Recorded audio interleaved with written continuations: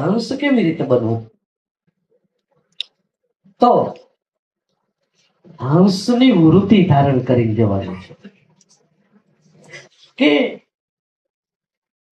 હું સત્સંગમાં જાઉં, કથામાં જાઉં, પણ મારી વૃત્તિ એવી હોવી જોઈએ કે આ જગતમાં જ્યાં નજર કરું ત્યાં ગુણ રૂપી દૂધ અને અવગુણ રૂપી પાણી તો ભેળા છે. દોષ અને ગુણ આ સર્વ જગ્યાએ છે. આ જગતમાં એવો કોઈ મનુષ્ય નથી કે એનામાં માત્ર ગુણ જ હોય, એવો કોઈ મનુષ્ય નથી કે એનામાં માત્ર અવગુણ જ હોય. તો પશુમાં, પંખીમાં, આ વૃક્ષમાં, આખી સૃષ્ટિ એ ગુણ અને અવગુણથી ભરેલી છે.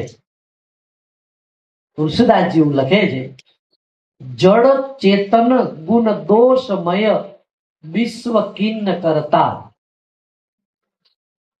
સંત હંસ ગુણ ગયી પય પરિહરી બારી વિકાર.